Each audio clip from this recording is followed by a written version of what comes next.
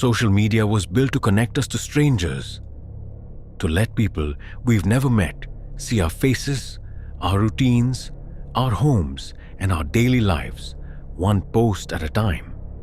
For most people, that trade-off feels harmless.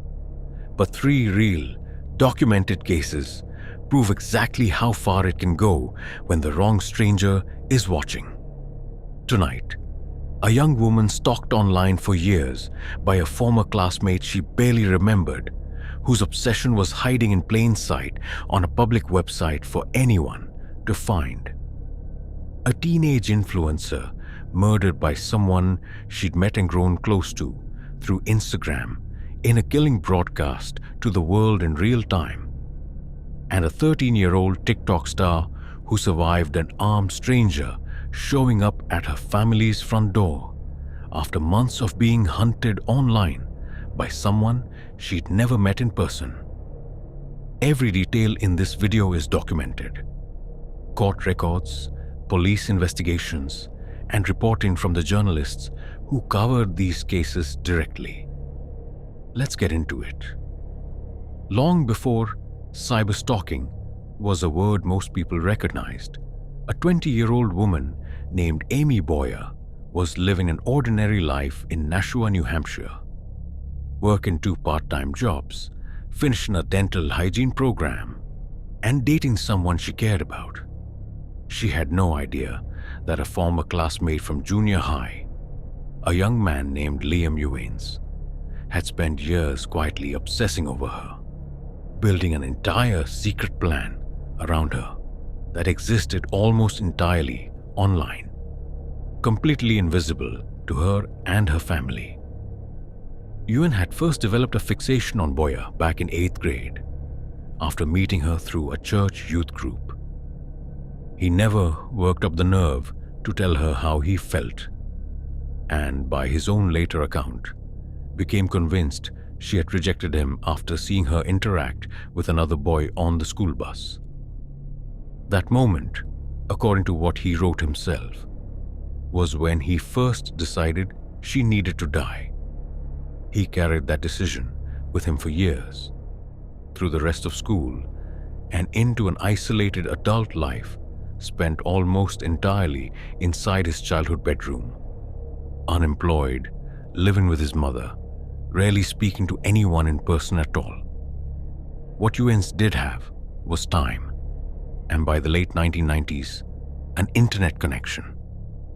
He built a website, hosted for free through services like Tripod and GeoCities that were common at the time, and used it to document his obsession with Boyer in obsessive, disturbing detail, describing his history with her, his hatred, and eventually an explicit step-by-step plan for how he intended to kill her.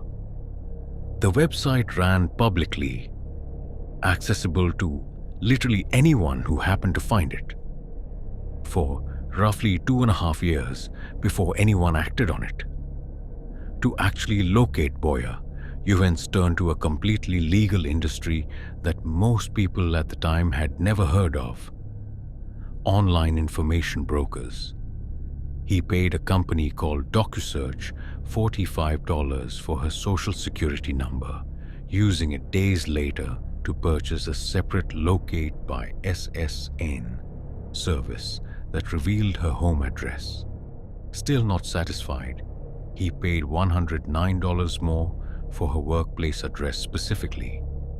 When that request stalled, DocuSearch subcontracted the job to a private investigator who called Boyer's own mother directly, lying about her identity and purpose, to trick her into revealing exactly where her daughter worked. On October 15th, 1999, having spent weeks quietly watching the dental office where Boyer worked, Ewens made his move.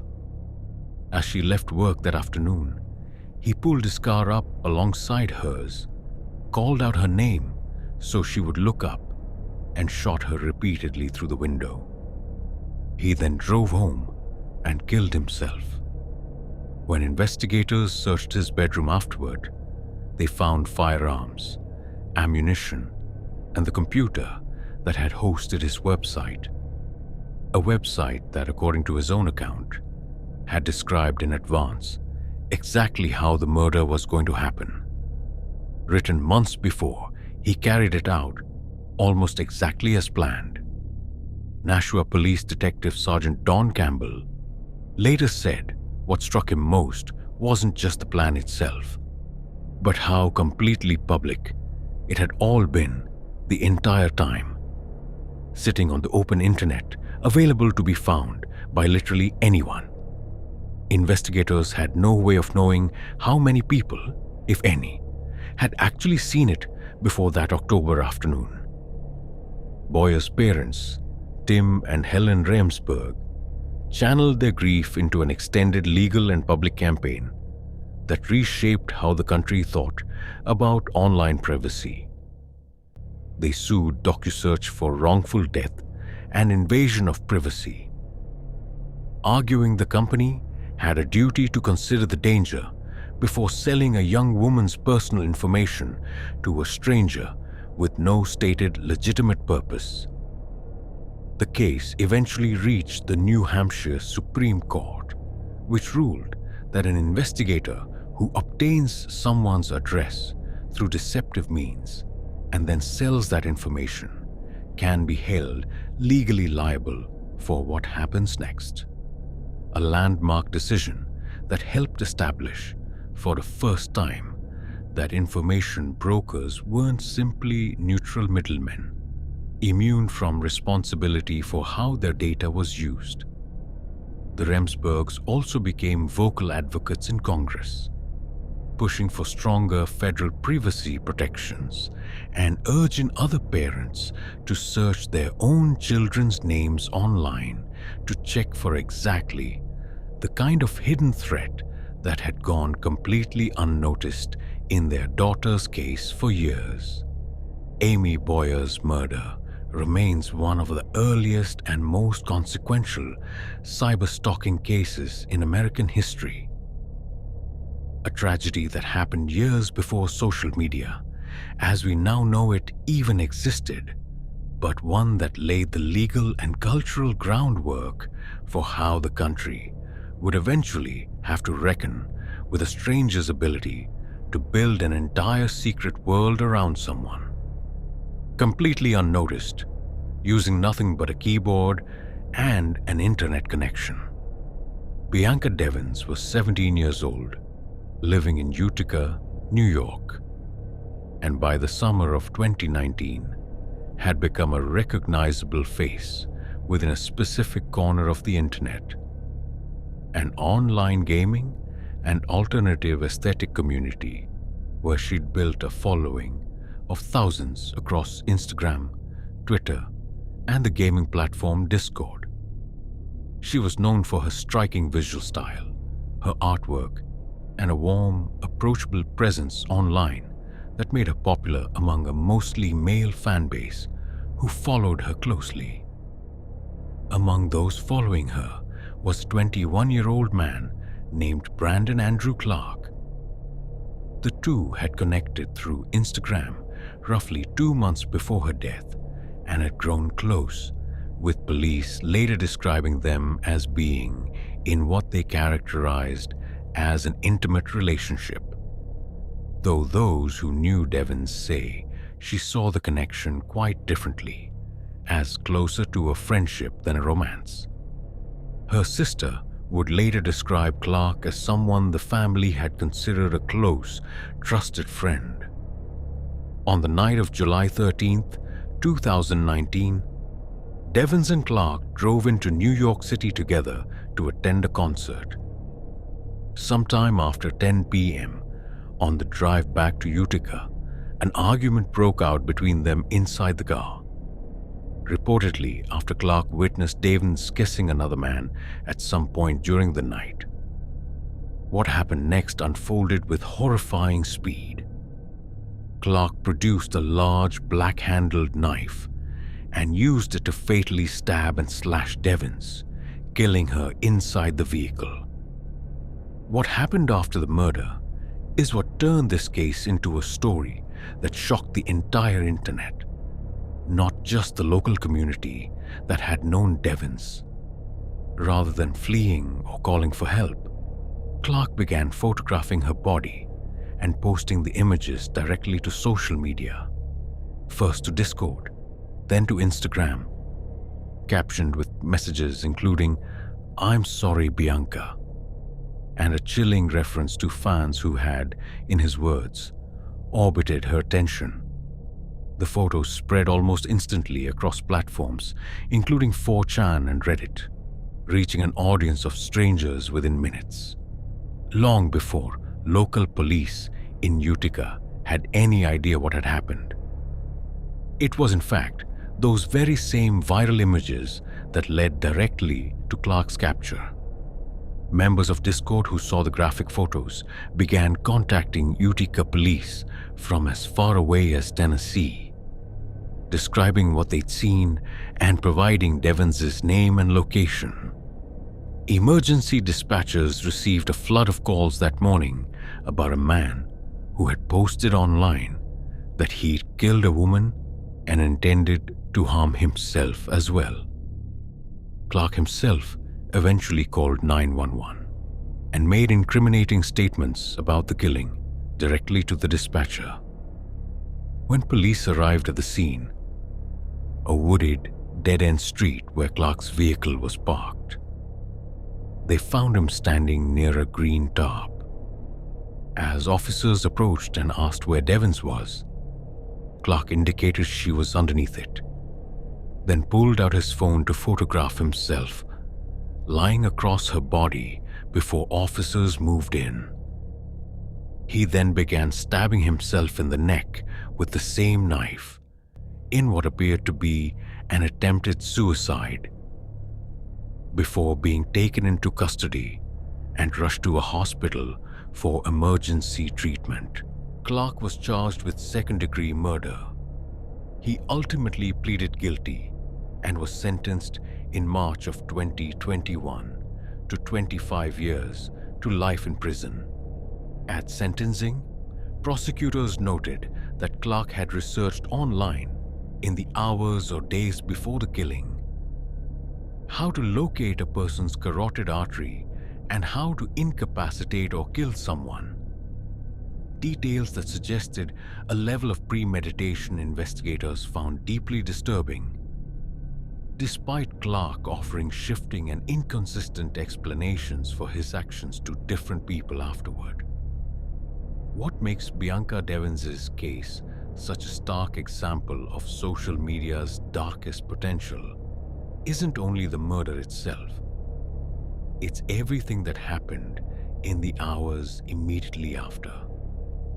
Her death became a viral spectacle before her own family had even been formally notified. Her image and her killer's photographs spreading across the same platforms that had made her locally famous in the first place, faster than any single company could contain them. The hashtag #RIPBianca trended even as graphic images of her body continued circulating, forcing her friends and fans into an impossible position, trying to reclaim her memory and push back against the spread of her death photos on the very platforms where she'd built her identity in life. Ava Majuri downloaded TikTok in 2020 at 13 years old during the early months of pandemic lockdowns, the same way millions of other teenagers did, looking for a way to stay connected to friends while stuck at home. She began posting dance and lip-sync videos, and within a year had built an audience of more than 1 million followers, roughly 3/4 of them male, according to later reporting. She was, by her own account, making upward of $1,000 for a single promotional video. An extraordinary income for a young teenager, built entirely on the strength of her online following. Among that massive following was an 18-year-old man from Ellicott City, Maryland, who used the account name Eric Justin 111. He reached out to Ava through TikTok comments, then Snapchat, then Instagram, and even joined online games she played with her brothers, working to establish a rapport with the family. At first, Ava responded the way she did with many fans, seeing it as an ordinary part of the platform. Eric Rohan Justin, as he was actually named, began offering to pay her for selfies, which she and her parents accepted, believing a small transaction might satisfy him and end the escalating contact. It didn't. Justin's requests escalated further, eventually asking for sexually explicit images. Ava and her family blocked him across every platform they could identify. Justin didn't stop. He began offering money through payment apps in exchange for being unblocked. And according to her father, Rob Marjorie, a retired police lieutenant, Justin's messages grew increasingly intense and specific. Rob personally texted Justin at one point, directly telling him that Ava was a minor and demanding he stop all contact. Looking back afterward, Rob Marjorie has said candidly that at the time he assumed Justin was simply what he called one of the internet's keyboard cowboys. Someone making disturbing comments from a safe, anonymous distance who would never actually act on them, especially given that Justin lived over 1,000 miles away in another state entirely. That assumption turned out to be catastrophically wrong. In the early morning hours of July 10th, 2021, while the Marjorie family slept, Eric Rohan Justin, having traveled the entire distance from Maryland to Naples, Florida on his own, arrived at their front door armed with a shotgun, dressed in a protective vest, goggles, and earplugs. He fired the weapon directly into the front door, blasting a hole through it, directly behind which was Ava's own bedroom, where she was sitting at the time. In the chaos of the gunshot, Ava fled through a connecting bathroom into her siblings' room to get away from the door. Her mother called 911 immediately. Her father, drawing on his own police training, retrieved his handgun and moved toward the front entrance. Justin's shotgun jammed after that first shot, and Rob Marjorie chased him off the property, though he fell during the pursuit. Rather than fleeing the area entirely, Justin returned to the house a second time. When he did, Rob Marjorie, standing guard at the damaged front door, shot and killed him. When police searched Justin's body and belongings afterward, they found 2 cell phones containing thousands of saved photographs and videos of Ava, evidence of an obsession that had clearly consumed a significant portion of his life in the months leading up to that night. Florida's Stand Your Ground law ultimately protected Rob Marjorie from prosecution, with authorities determining he had used justifiable force to defend his family and his home. The aftermath proved almost as difficult as the attack itself. The family relocated and withdrew Ava from her public high school, and less than a year later, Ava found herself back in a courtroom, this time testifying about a second separate stalking incident. A classmate at her new school who had begun following her around campus and showing up uninvited at extracurricular events after learning about the earlier shooting. Behavior, Ava said, left her too frightened to continue participating in activities she loved. That particular case was ultimately dismissed by a judge, leaving Ava and her family to navigate the fallout largely on their own. Despite everything, Ava chose to remain on social media, a decision that has drawn both support and sharp public criticism in the years since. some arguing it was her right to continue the career and platform she'd built, others questioning whether any level of income or fame was worth the very real danger that had already come within feet of taking her life. Ava herself has been direct about her reasoning in interviews, saying simply that she wasn't willing to let one attack take away something she'd worked to build, while acknowledging in the same breath that she still deals with nightmares and lingering fear that never fully went away after that July night. 3 stories spanning more than 2 decades of changing technology, a homemade website in the early days of the internet, an Instagram relationship that ended in a viral murder, and a TikTok fan whose obsession crossed 1,000 miles to a family's front door. And yet the underlying pattern across all 3 is remarkably consistent. A stranger, watching from a distance, building an entire private world around someone who had no idea how closely they were being observed until the observation turned violent all at once. What separates these 3 stories is really a matter of who was watching for the warning signs and how seriously those signs were taken. Amy Boyer's family had no way of knowing Liam Ewens's obsession existed at all. His website sat in plain sight on the open internet, but reached her family only after it was already too late. Bianca Devons's relationship with Brandon Clark looked from the outside like an ordinary friendship built on a platform designed to connect people just like them.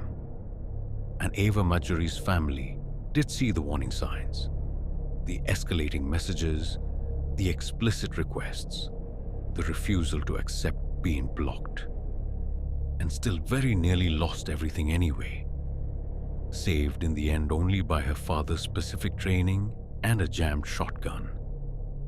It's worth sitting with how much has changed about online life since Amy Boyer's murder in 1999, and how much, disturbingly, hasn't. The platforms are unrecognizable. A personal GeoCities website has given way to algorithmic apps reaching millions of strangers instantly. But the basic vulnerability underneath all of it is exactly the same. Putting a piece of your life online means someone, somewhere, is watching who you never intended to invite in. And there is often no way to know how far that person's obsession has already gone until it shows up quite literally at your front door. If this video got under your skin, hit subscribe. New true stories every week, and let me know in the comments which one of these 3 stories disturbed you the most. See you in the next one.